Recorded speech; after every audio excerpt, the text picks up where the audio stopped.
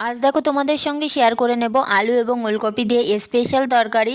দেখো এখন শীতকাল চলে এসছে এবং তার সঙ্গে ওলকপিও বাজারে পাওয়া যাচ্ছে, তার জন্য ওলকপি দিয়েই আজকে তরকারিটা করব। দেখো আমি ওলকপিগুলো প্রথমে কেটে নিচ্ছি।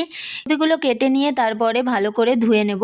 নমস্কার বন্ধুরা, ওয়েলকাম টু রিশা বিশ্বের শর্টস। দেখো ওলকপিগুলো ভালো করে কেটে নিয়েছি। এবার ওলকপিগুলো এবং তার সঙ্গে আলুও কেটে নিয়ে এগুলো ভালো করে ধুয়ে নেব।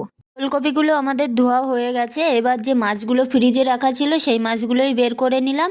সেই মাছগুলো ধুয়ে পরিষ্কার করে দেখো তাতে হলুদ এবং লবণ মাখিয়ে নিচ্ছি। হলুদ এবং লবণ মাখিয়ে নিয়ে এইগুলোই ভেজে নেব। তার জন্য দেখো কড়াইটা গরম করে নিয়েছি। তোমরা কে কে রুই মাছ খেতে ভালোবাসো এবং ওলকপির রেসিপি খেতে ভালোবাসো অবশ্যই কমেন্ট করে জানিও।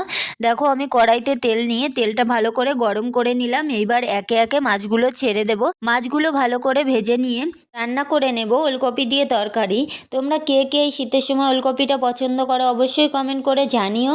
আমার কিন্তু গরম গরম ভাতের সঙ্গে তরকারিটা খুব ভালোই লাগে, সেই জন্য আজ আমি তৈরি করে নিলাম। দেখো আমার মাছ ভাজাটা হয়ে গেছে। মাছগুলো ভেজে নিয়ে এবার তাড়াতাড়ি মাছগুলো নামিয়ে নেব। মাছগুলো দেখো নামিয়ে নিয়েছি। মাছগুলো নামিয়ে নেওয়ার পর ওই তেলের মধ্যেই দিয়ে দিলাম একে একে কেটে রাখা আলু এবং ওলকপিগুলো দিয়ে তার উপরে দিয়ে দিলাম হলুদ এবং লবণ। রান্না করে নেবে, অবশ্যই ভালো লাগবে। বাড়িতে একবার ট্রাই করে দেখো, শীতকালের দিনে খুবই ভালো লাগে খেতে। তো আমি এই আলু এবং ওলকপিগুলো ভালো করে ঢাকনা দিয়ে ঢেকে ভেজে নেব। দেখো আমাদের সবজিগুলো ভাজা হয়ে গেছে। তাছাড়া ওলকপি সিদ্ধ খেতেও খুব ভালো লাগে, শীতের সময় গরম গরম খেতে দারুণ লাগে। দেখো এবার এর মধ্যে দিয়ে দিলাম পরিমাণ মতো জল। পরিমাণ মতো জল দিয়ে আমি আগে লঙ্কাগুলো ভালো করে কেটে রেখেছিলাম সেগুলোই দিয়ে দিলাম।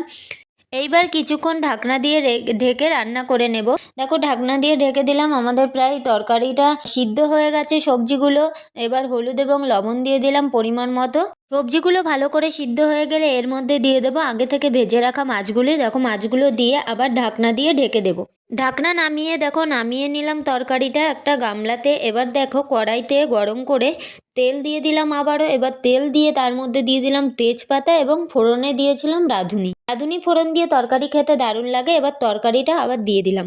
এইবার 5 মিনিট রান্না করে নিলেই আমাদের তৈরি হয়ে যাবে ওলকপি এবং আলু দিয়ে তরকারি। দেখো তরকারিটা পুরোপুরি রেডি হয়ে গেছে। যেহেতু সামনেই শীতকাল আসছে এবং তখন ওলকপি অনেক পাওয়া যাবে, সেই কারণে তোমরাও বাড়িতে এইভাবে একবার ট্রাই করে দেখো এবং গরম ভাতের সঙ্গে খেতে দারুণ হয়েছিল। দেখো আমাদের তরকারিটা পুরোপুরি রেডি, আমরা নামিয়ে নিলাম। এবার তার সঙ্গে মা ভেজে নিয়েছিল ডিম। দেখো বাড়িতে ছিল মুরগির ডিম, সেটাই হলুদ এবং লবণ দিয়ে ভেজে নিল। তোমাদের রাত্রে ডিনারে কি কি ছিল অবশ্যই কমেন্ট করে জানিও এবং ভিডিওটি ভালো লাগলে অবশ্যই লাইক কমেন্ট শেয়ার করো। নতুন নতুন ভিডিও পেতে অবশ্যই চ্যানেলটিকে সাবস্ক্রাইব করে পাশে থেকো। সকলে ভালো থেকো, সুস্থ থেকো। আজকের ভিডিওটি এই পর্যন্ত। নেক্সট ভিডিও দেখার জন্য অবশ্যই চ্যানেলটিকে সাবস্ক্রাইব করো।